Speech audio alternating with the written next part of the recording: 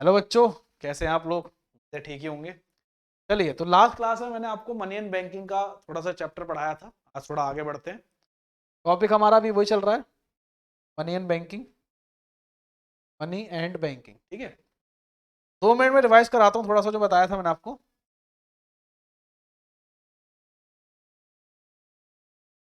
सबसे पहले मैंने बताया था कि इवेल्युएशन ऑफ मनी कैसे हुआ।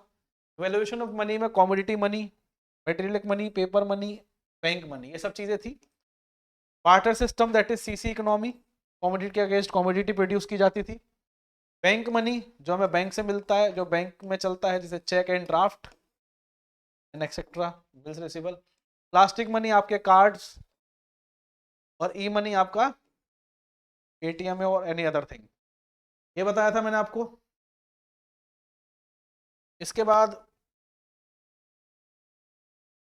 इसके बाद मैंने आपको बताया था बार्टर सिस्टम और इसके इनकन्वीनियंस के बारे में। एक बार दोबारा सुनते हैं। Direct exchange of goods with the use of money is barter system. Without the use of money exchange करना बार्टर सिस्टम था। Economic exchange without the medium of money, यहां पर मनी का यूज नहीं होता था, गुड्स के बदले गुड्स के अगेंस्ट गुड ही प्रोड्यूस किए जाते थे। इसको सीसी इकोनॉमी का नाम भी दिया गया, commodity and commodity economy. And इसका मतलब क्या है? Commodity for exchange of commodity.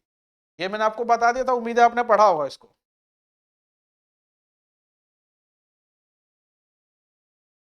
फिर हमने ये समझा कि बार्टर सिस्टम की प्रॉब्लम क्या थी। बार्टर सिस्टम की प्रॉब्लम क्या थी? There were some problems with barter system. Lack of double coincident of bonds, जो मुझे चाहिए वो दूसरे पर्सन के पास भी होना चाहिए। मुझे 1 किलो वीट के अगेंस्ट मुझे राइस चाहिए थे, लेकिन उस दूसरे पर्सन के पास राइस अवेलेबल नहीं थे। वो वीट तो लेने को तैयार था, लेकिन राइस अवेलेबल उसके पास नहीं थे। Lack of common measure value, एक कॉमन मेजर वैल्यू नहीं थी। जैसे आज की डेट में अगर 10 रुपए का एक नोट है, तो उसकी जो वैल्यू मेरे लिए है वही वैल्यू आपके लिए भी होगी, लेकिन उस वक्त ऐसा नहीं था। उस वक्त हम लोग क्या कर रहे थे? एक बफेलो, भैंस के बदले 4 बकरियां दे रहे थे। एक के ऊपर एक खड़ा कर दोगे, साइज तो बराबर आ जाएगा, लेकिन उसकी क्वालिटी और जो अमाउंट होगा बहुत अलग होगा। Lack of standard deferred payment, future payment आप नहीं कर सकते थे। There was no option to make future payments. Difficulty in storing wealth, आप वेल्थ को स्टोर नहीं कर सकते थे। आप वेल्थ को स्टोर नहीं कर सकते थे। आज की डेट में आप 2 लाख रुपए को बहुत इजीली स्टोर कर सकते हो, लेकिन 2 लाख रुपए के किसी सामान को स्टोर करना बड़ा मुश्किल है, अदर देन गोल्ड, अगर वो गोल्ड नहीं है तो। उसके अंदर लैक ऑफ डिविजिबिलिटी, डिवाइड नहीं हो सकता था। डिवाइड नहीं हो सकता था, डिवाइड करने में बड़ी दिक्कत होती थी। तो ये सारी चीजें हमने पढ़ ली थी लास्ट क्लास में, मैंने आपको पढ़ा दिया था। आगे देखते हैं। चलिए, तो आज जो हमारा टॉपिक होगा वो यहां से शुरू होगा। पार्ट 2 है क्लास का। क्लास का पार्ट 2 है, यहां से शुरू होगा। Meaning of money. तो बार्टर सिस्टम के बारे में तो बहुत कुछ पढ़ लिया हमने कि बार्टर सिस्टम क्या था, उसकी कमियां क्या थी, बार्टर सिस्टम में प्रॉब्लम्स क्या आ रही थी, बार्टर सिस्टम को क्यों बंद करना पड़ा। एक बताया था मैंने आपको रीजन के, जो भी हमारे रीजन सामने है वो हमारे एंसेस्टर्स ने डील कर लिए थे, लेकिन उसके बाद भी कुछ प्रॉब्लम थी। वो था ग्लोबलाइजेशन, जिसकी वजह से हमें बार्टर सिस्टम को हटाना पड़ा। अब आया मनी। तो मनी को बहुत ध्यान समझते हैं। मनी क्या है, मनी का मतलब क्या है, समझना था। anything which is generally accepted by the people in exchange of goods and service in repayment of the debt। समझो इसका क्या मतलब है, इस लाइन का क्या मतलब है। मनी कुछ भी हो सकता है। Money is anything. Money is anything. Money is anything जो जर्नली पूरे वर्ल्ड में एक्सेप्टेड हो, पूरे वर्ल्ड में एक्सेप्टेड हो पेमेंट लेने और पेमेंट देने के लिए। मनी कुछ भी हो सकता है जिसके अगेंस्ट मुझे गुड्स मिल जाएं और मुझे सर्विसेज मिल जाएं, और उसके अगेंस्ट मैं भी अपने गुड्स या सर्विस फेंक दूं। सिर्फ वो नोट ही मनी नहीं है। Gold is also money. Gold is also money. Shares is also money if acceptable. If acceptable, acceptable तो है, लेकिन कुछ लोग शेयर्स के बारे में जानते नहीं, तो शायद एक्सेप्ट ना करें। लेकिन कई जगहों पर आप शेयर का यूज भी मनी की तरह कर सकते हैं। तो मनी का मतलब सिर्फ वो नोट नहीं है जो आपकी जेबों में है, मनी कुछ भी है जो पूरे वर्ल्ड में एक्सेप्टेड है, पूरे वर्ल्ड में पेमेंट करने के लिए, पेमेंट रिसीव करने के लिए एक्सेप्टेड है। दूसरी डेफिनेशन मनी की क्या है? Money is anything that the commodity commonly accepted as medium of exchange. Money is anything which is commonly accepted as medium of exchange. मुझे कुछ गुड्स चाहिए, मुझे आई नीड व्हीट, और मैंने उसे अगर कुछ प्रोड्यूस किया, दैट इज माई नोट, या एनीथिंग एल्स, और एनीथिंग एल्स, कुछ भी मैंने उसे दिया, उसने मुझे व्हीट दे दिए, और उसको चाहिए कुछ और चीज, उसको चाहिए थे राइस, तो वो यही नोट लेकर गया राइस के पास, राइस वाले के पास, और उसने उसे राइस दे दिए, तो वो नोट क्या बन गया? अपने आप में मनी बन गया। क्लियर हो गई मेरी बात?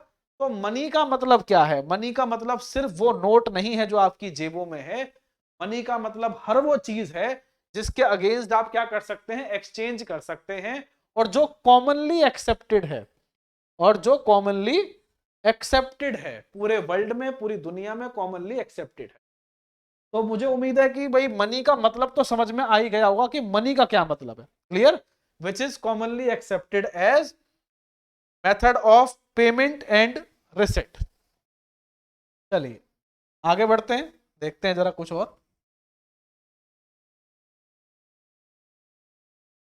अब आ जाते हैं फंक्शंस ऑफ मनी पर।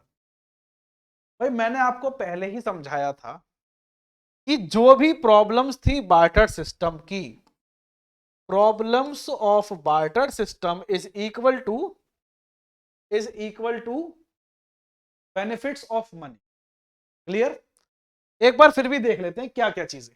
देखो, फंक्शंस ऑफ मनी को अगर हम दो पार्ट्स में डिवाइड कर दें, तो इसका प्राइमरी फंक्शन क्या है और सेकेंडरी फंक्शन क्या है? मनी का प्राइमरी और सेकेंडरी फंक्शन क्या है? मनी का पहला फंक्शन है मीडियम ऑफ एक्सचेंज, प्राइमरी है, जिसके लिए मनी बनाया गया था, जिसके लिए मनी बनाया गया था, मनी को इंट्रोड्यूस किया गया था। उसका पहला रीजन था medium of exchange. We need a common medium of exchange, we need a common medium of exchange, this is why our ancestor created money. इससे क्या हुआ कि हमारे पास एक कॉमन वैल्यू मिल गई, एक्सचेंज करने के लिए कॉमन वैल्यू मिल गई, और एक मीडियम ऑफ एक्सचेंज की तरह मनी हमारे सामने आया। दूसरा है measure of value. Now we have a common unit, now we have a common unit.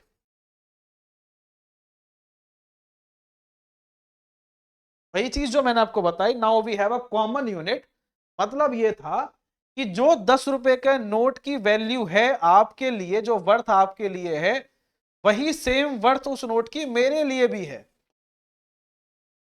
इसकी वर्थ कहीं भी अलग नहीं होगी, इस नोट की वर्थ कहीं भी अलग नहीं होगी।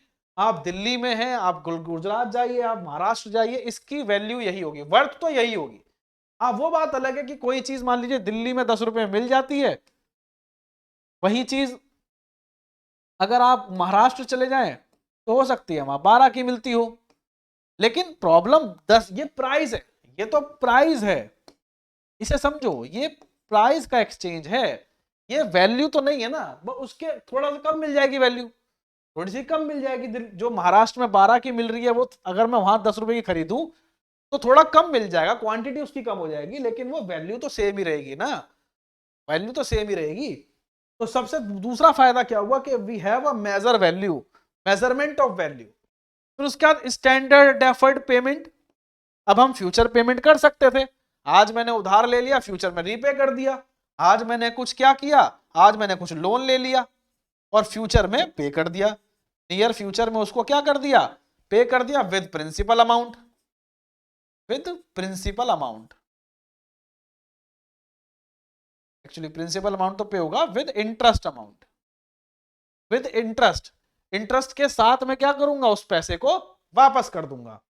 और उसके बाद store of value, now I can store my wealth with the help of money, I am available to make storage of my wealth. अब मैं अपनी वेल्थ को बड़े आराम से स्टोर कर सकता हूं अब मेरे पास जितनी भी वेल्थ है मैं उसको मनी की फॉर्म में बहुत आराम से स्टोर कर सकता हूं, जो भी मेरे पास वेल्थ थी। ये वही चीजें हैं जो मैं आपको पढ़ा चुका हूं। इसका क्या मतलब था? Drawback of barter system is features और फंक्शंस और बेनिफिट्स ऑफ मनी। उम्मीद है ये पॉइंट भी क्लियर हो गया होगा। आगे बढ़ते हैं।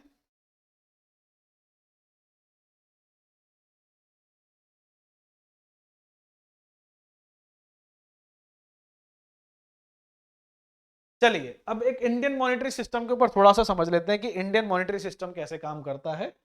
मतलब इंडियन पॉलिसी है मनी को लेकर, इंडियन पॉलिसी क्या है? तो हम जानते हैं हर चीज को लेकर एक पॉलिसी है, we have a policy for everything. तो मनी को लेकर इंडिया की क्या पॉलिसी है उसको हम समझ लेते हैं। सबसे पहले Indian monetary system is a paper currency standard. हमारे यहाँ पेपर करेंसी को ज्यादा तवज्जो दी गई, मतलब इंडियन करेंसी जो है वो पेपर पर ज्यादा प्रिंटेड है। Paper currency standard is also known as merged currency standard, इसका एक दूसरा नाम है ये। In RBI in India RBI issue all the paper currency note except 1 rupee note and coins. हमारे यहाँ जितनी भी करेंसी है उसको इशू करने का राइट जो है वो सिर्फ और सिर्फ किसके पास है? आरबीआई के पास है। ये हमारी गवर्नमेंट के पास नहीं है। हमारी गवर्नमेंट इशू कर सकती है 1 रुपी नोट एंड कॉइन्स को, that is finance ministry. Finance ministry के थ्रू इसको इशू किया जाता है। बाकी सारा इशू ऑफ करेंसी जो है वो कहां से आता है? आरबीआई से आता है। वो सारा करेंसी आरबीआई से इशू किया जाता है। अच्छा, हमारे एक सिस्टम है मिनिमम रिजर्व सिस्टम, इसे बहुत अच्छे से समझना, बहुत इंपॉर्टेंट है ये। That is 1/LRR system. Money creation में काम आएगा, अभी समझाता हूं आपको। मनी क्रिएशन जो हम बैंकिंग में पढ़ने वाले हैं। इंडिया में मिनिमम रिजर्व सिस्टम काम करता है। मिनिमम रिजर्व सिस्टम का मतलब है कि एक बेसिक अमाउंट होगा, हमेशा रिजर्व में होगा, वो कभी फ्लो में आएगा ही नहीं। अभी उसको समझेंगे, मनी क्रिएशन में बहुत अच्छे से समझ जाएंगे आप लोग। मनी क्रिएशन के उस प्रोसीजर में इसको बहुत अच्छे से समझ पाएंगे कि एक बेसिक अमाउंट है जो फ्लो में हमेशा जो रहता है, पैसा फ्लो में उससे हटकर रहेगा। मिनिमम रिजर्व हमारा आरबीआई अपने पास रखेगा। एक करेंसी, कुछ करेंसी ऐसी होंगी जो आरबीआई अपने पास हमेशा रखेगा अपने पास, ठीक है। तो ये है इंडियन मॉनेटरी सिस्टम, जिसमें हम क्या क्या देखेंगे। पेपर करेंसी स्टैंडर्ड हमारे यहाँ फॉलो होता है। मैनेज करेंसी उसका दूसरा नाम है। 1 रुपी और नोट को 1 रुपी नोट और कॉइन को छोड़कर बाकी सारा पैसा आरबीआई प्रिंट करता है। आरबीआई के पास अथॉरिटी है इसकी। और मिनिमम रिजर्व सिस्टम के अकॉर्डिंग इंडिया में पैसा छापा और फ्लो में लाया जाता है। ठीक, तो ये मॉनेटरी पॉलिसी थी। बेसिकली 12th के कोर्स में तो नहीं है ये चीज, लेकिन फिर भी समझ लो, ठीक है, क्योंकि हम सिर्फ 12th के लिए तो पढ़ नहीं रहे हैं।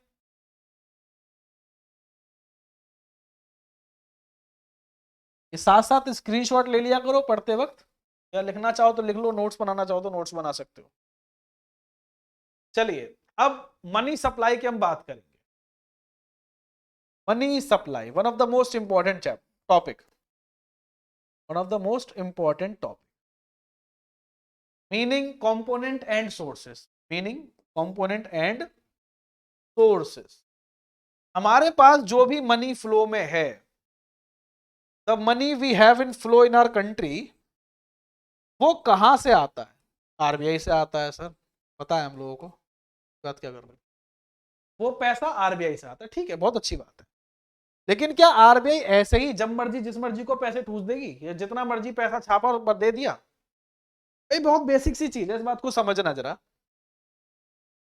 भाई हमने एक चीज देखी, देश में गरीबी बहुत है, हमारे देश में गरीबी बहुत ज्यादा, कई देशों में है। गवर्नमेंट ऐसा क्यों नहीं करती कि नोट छापे, हेलीकॉप्टर में बैठे, प्लेन में बैठे और गिरती चली जाए, सब अमीर हो जाएंगे? ऐसा क्यों नहीं करती गवर्नमेंट? बहुत बेसिक सा लॉजिक है। देखो, अगर हम लोग की करेंसी बढ़ गई, करेंसी हमारे पास, उसकी क्वांटिटी बढ़ गई, अगर उसकी क्वांटिटी बढ़ गई तो हमारी डिमांड भी बढ़ जाएगी। अब हमारी डिमांड भी क्या हो जाएगी? बढ़ जाएगी, क्योंकि पैसा पहले नहीं था, अब है। और जैसे ही डिमांड बढ़ी, प्राइसेस बढ़ने लगेंगे, क्योंकि सप्लाई कांस्टेंट रहेगी। सप्लाई तो नहीं बढ़ सकती ना अचानक से, भाई प्रोडक्शन करने में कुछ तो टाइम लगेगा। अब टमाटर को तुम 20 रुपए का नोट दिखा के कहोगे जमीन से जल्दी निकल जाए, तो जल्दी तो नहीं निकलेगा। वो तो उसी नेचुरल प्रोसेस में जितने टाइम में लगेगा उतने टाइम में निकलने वाला है। इसी तरह प्रोडक्शन पर आप थोड़ा जोर दे सकते हो, थोड़ी और मशीन इंस्टॉल कर सकते हो, लेकिन मशीन बनाने वाले को भी तो मशीन बनाने में टाइम लगेगा। तो यहां क्या होगा कि डिमांड ज्यादा हो जाएगी। बहुत ध्यान समझना इस बात को। ये ज्यादातर बच्चे कभी सोचते तो होंगे ही, बचपन में कभी ना कभी तो सोचा ही होगा कि अगर गरीबी इतनी ज्यादा है तो सरकार क्यों नहीं छाप के नोट बांट देती लोगों में और लोग अमीर हो जाएंगे, 1 सेकंड के अंदर लोग अमीर हो जाएंगे। ऐसा क्यों नहीं किया गवर्नमेंट? तो डिमांड बहुत ज्यादा हो जाएगी पैसे की वजह से और सप्लाई हो जाएगी बहुत कम। सप्लाई हो जाएगी बहुत कम। यहां पर प्रॉब्लम क्या होगी कि यहां पर एक डिसइक्विलिब्रियम या मिसमैनेजमेंट हो जाएगा किसका? डिमांड और सप्लाई का। यानी मार्केट फोर्स अब इक्विलिब्रियम में नहीं रहेगा। एक चीज बताता हूं, डिमांड और सप्लाई को जॉइंटली कहा जाता है मार्केट फोर्स। जब तक ये इक्विलिब्रियम में है, जब तक ये इक्विलिब्रियम में बना रहेगा, तब तक प्राइसेस और सप्लाई कांस्टेंट वे में चलते रहेंगे। जैसे ये डिसइक्विलिब्रियम में होगा या तो प्राइस बढ़ने लगेंगे या फिर सप्लाई के कम होने की वजह से मतलब सप्लाई भी कम हो जाएगी। ठीक है, खैर आगे सुनो। तो यहां पर प्रॉब्लम क्या होगी कि डिमांड बढ़ने से प्राइस बढ़ने लगेंगे, प्राइस बढ़ने लगेंगे और ऐसे में एक टाइम आ जाएगा जब आपके पास थैला भर के नोट होंगे लेकिन उनका वैल्यू बिल्कुल जीरो हो जाएगा। कैसे होगा ये समझो, एक छोटे सा एग्जांपल समझाता हूं। ऐसा कैसे होगा कि हमारे करेंसी की वैल्यू कम हो जाएगी, परचेजिंग पावर कम हो जाएगी? समझना इस बात को। मेरे पास आज से 10 रुपए का नोट था, लेकिन अब पैसा ज्यादा आने की वजह से मैंने क्या करना शुरू कर दिया? डिमांड ज्यादा कर दी। अब मेरे पास पैसा ज्यादा है। अब जो सामान पहले मैं 10 रुपए में लेता था उसकी मार्केट में हो गई सप्लाई कम, शॉर्टेज हो गई। तो मैं उसकी दुकान पर जाके कहने लगा कि भाई तू मुझे 10 रुपए का सामान मत दे, मैं उसके 20, उस प्रोडक्ट के 20 रुपए पे करने को तैयार हूं। उस प्रोडक्ट के मैं 20 रुपए पे करने को तैयार हूं, लेकिन वो प्रोडक्ट तो मुझे दे, मुझे प्रोडक्ट चाहिए। अब ऐसे में तुमने खुद क्या किया कि तुमने 20 रुपए की जो भी वैल्यू थी उसको हाफ कर दिया। यानी जो सामान 20 रुपए मिलता था, अब तुम उसे 10 रुपए का सामान 20 में खरीदने को तैयार हो। यानी 20 रुपए की वैल्यू को तुमने बिल्कुल आधा कर दिया, नहीं कर दिया? तो तुम डिमांड बढ़ने की वजह से जो 20 रुपए की वर्थ थी वो गिर गई। यानी 20 रुपए की जो परचेजिंग पावर थी, that is called purchasing power, that is called purchasing power of money. ये क्या हो जाएगी? कम हो जाएगी। परचेजिंग पावर ऑफ मनी गिर जाएगी और परचेजिंग पावर ऑफ मनी के गिरने से आपकी करेंसी की वेल्थ धीरे धीरे धीरे धीरे इतनी कम हो जाएगी कि आपके पास नोट तो बहुत होंगे लेकिन उसका यूज कुछ नहीं होगा। 1929 के बाद अमेरिका में यही हाल हुआ था। 1929 के बाद अमेरिका एक केस स्टडी बन गया पूरी दुनिया के लिए। जो मनी पर रिसर्च करते हैं, मनी को और अच्छा कैसे बनाया जाए, मनी के यूसेज को और अच्छा कैसे बनाया जाए, वो अमेरिका की 1929 के बाद जो इकोनॉमी हुई, जो हालत हुई, उस पर बहुत ज्यादा फोकस करते हैं। उसकी प्रॉब्लम्स क्या कहते हैं उस पर बहुत ज्यादा फोकस करते हैं। ये ब्राजील में भी हुआ है, ऐसा ब्राजील में भी हो चुका है। ब्राजील के लोग हाथ में मतलब एक छोटी सी कार्ट हुआ करती थी, कार्ट वैसे ना, ठेला जिसको बोलते हैं, नोट उसमें भरकर ले जाते थे लेकिन एक सब्जी नहीं खरीद सकते थे बाजार में। तो ऐसी चीजें एक्चुअली में हो जाती हैं अगर करेंसी फ्लो में ज्यादा आ जाए। ठीक है, तो यही कंपोनेंट हमें समझना है। तो कुछ चीजें मैं आपको इसके बारे में बताता हूं, समझिए पहले इन चीजों को। तो क्या टॉपिक है हमारा? फिलहाल हमारा टॉपिक है कि हम मनी सप्लाई के बारे में समझेंगे। मनी मीनिंग, मनी सप्लाई का मीनिंग, मनी का मतलब तो समझ लिया, मनी का मतलब तो समझ लिया, anything which is world wide accepted for exchange of goods and services. Component समझेंगे कि ये मनी सप्लाई कैसे होता है, कैसे काउंट होता है और इसके सोर्स क्या है और मनी हमारे पास आता कहां से है। ये सब चीजें टॉपिक हम इसमें समझने वाले हैं।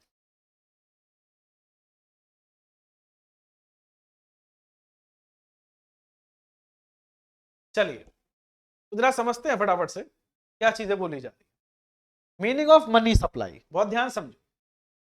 The supply of money means the total stock of money in circulation held by the public at any point of time या at a financial year, at a financial year, at a financial year।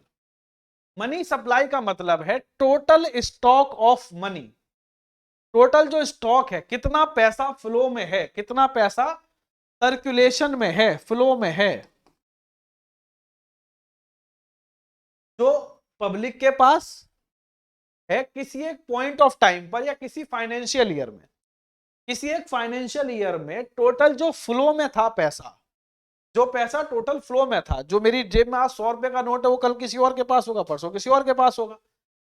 यही चीज, इसे कहा जाता है circulation of money, it is called circulation of money. The total stock of money in circulation at a specific day is the money supply of a country. एक specific day पर जो money available है country में, उसे आप क्या कहेंगे? Money supply कहेंगे।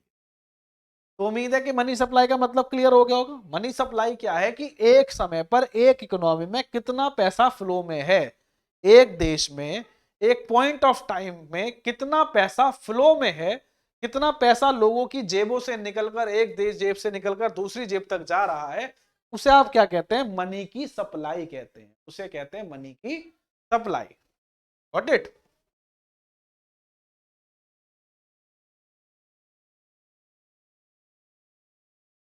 आगे बढ़ते हैं। क्या क्या सोर्सेज हैं हमारे पास? कंपोनेंट।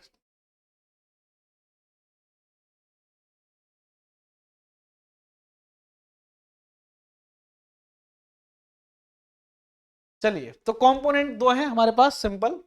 एक है हमारी करेंसी,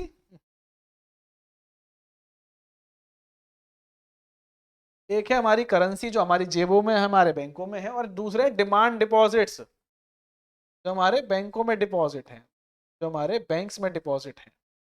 करेंसी जो हमारे पास है और जो बैंकों में डिपॉजिट अमाउंट है, वो हो गए इसके कंपोनेंट। ठीक है, तो बहुत सिंपल सा टॉपिक, ये समझिए।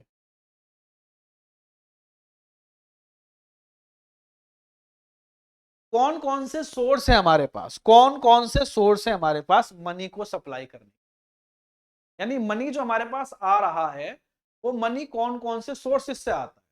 विच are the authorities we have that issue currency for us. समझो, सबसे पहला है गवर्नमेंट थ्रू फाइनेंस मिनिस्ट्री। हालांकि गवर्नमेंट का मनी सप्लाई में कंट्रोल या जो कंट्रीब्यूशन है वो बड़ा लिमिटेड सा होता है, लेकिन है तो गवर्नमेंट यहां पर हमें 1 rupee note and coins issue करती है। 1 रुपी नोट एंड कॉइन्स, इस पर सिग्नेचर फाइनेंस मिनिस्टर के होते हैं। फाइनेंस मिनिस्ट्री के थ्रू फाइनेंस मिनिस्टर जो है हमारे देश के, उनके सिग्नेचर होते हैं। सबसे बड़ा कंट्रीब्यूटर है आरबीआई। सबसे बड़ा कंट्रीब्यूटर कौन है? RBI, reserve bank of India, and this is our central bank. Banking chapter में आपको मैं समझाऊंगा कि सेंट्रल बैंक और कॉमर्शियल बैंक का फर्क क्या है। सेंट्रल बैंक, कि सेंट्रल बैंक और कॉमर्शियल बैंक का क्या डिफरेंस है, वो हम आगे समझेंगे जब मैं बैंकिंग चैप्टर को आपको बताऊंगा। फिलहाल RBI is the soul authority. RBI has a monopoly, RBI has monopoly in issuing currency. इसके पास मोनोपोली, इसके अलावा कोई अथॉरिटी नहीं है। इंडिया में कोई अथॉरिटी नहीं है जो इंडियन करेंसी को इशू कर सके अदर देन आरबीआई। और लास्ट है फिर कॉमर्शियल बैंक। देखो, ये इशू तो नहीं करते, मेरी बात समझो, ये इशू तो नहीं करते क्योंकि इनके पास अथॉरिटी नहीं है नोट इशू करने की, करेंसी इशू करने की इनके पास अथॉरिटी नहीं है। हाँ, लेकिन फ्लो में लाने के लिए बहुत इंपॉर्टेंट है ये। अब भाई आरबीआई ने तो पैसा छाप कर रख दिया, स्टॉक में रख दिया, वो पब्लिक तक कैसे पहुंचेगा, पब्लिक तक वो पैसा कैसे पहुंचे, उसमें बहुत इंपॉर्टेंट रोल प्ले करते हैं commercial bank. Commercial bank flow में लेकर आते हैं मनी क्रिएशन के थ्रू, जो बैंकिंग चैप्टर में आपको पढ़ाऊंगा। मनी क्रिएशन या इसे क्रेडिट क्रिएशन भी कहा जाता है। मनी क्रिएशन या इसे क्रेडिट क्रिएशन भी कहा जाता है। इसमें मैं आपको बताऊंगा कि कॉमर्शियल बैंक कैसे हेल्प करते हैं पैसे को एक जगह से दूसरी जगह तक पहुंचाने में, लीगली पहुंचाने में। मेरी जेब से आपकी जेब तक जो पैसा पहुंच रहा है वो कॉमर्शियल बैंक की वजह से है। कॉमर्शियल बैंक मनी क्रिएशन करते हैं, ये एक तरीका है 1/LRR, ये मैक्सिमम लिमिट है, हालांकि इसको हम पढ़ेंगे अभी। Maximum limit of credit creation, maximum limit of credit creation. तो ये कुछ सोर्सेज हैं, जिसमें गवर्नमेंट एक सोर्स है जो बहुत बड़ा मेजर कंट्रीब्यूशन नहीं करती, इसमें आरबीआई मोनोपोली रखता है मनी क्रिएशन, मनी छापने में, और कॉमर्शियल बैंक जो मनी को इशू करने के बाद फ्लो में लाने में हमारी हेल्प करते हैं। तो अभी हमने ये 3 टॉपिक्स कवर कर लिया आज अपने।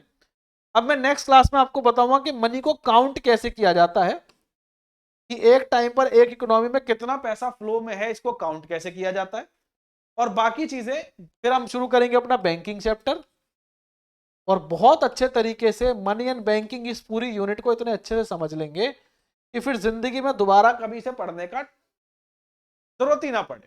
ठीक, अब वो ग्राफ अभी भी वैसा ही है भाई, देखो मैं हर क्लास में तुमसे कह रहा हूं इसको ऐसे करवा दो, मान नहीं रहे हो तुम लोग, लेकिन चलो कभी तो ऐसा होगा कि तुम्हें उम्मीद जगेगी, हमें उम्मीद जगेगी तुमसे, और तुम्हें उम्मीद जगेगी हमसे, तो ये ग्राफ ऊपर जाएगा, तक हारेंगे नहीं, स्ट्रेट फॉरवर्ड ग्राफ को खत्म करेंगे। ठीक है, चलिए तो आज की क्लास में इतना ही है।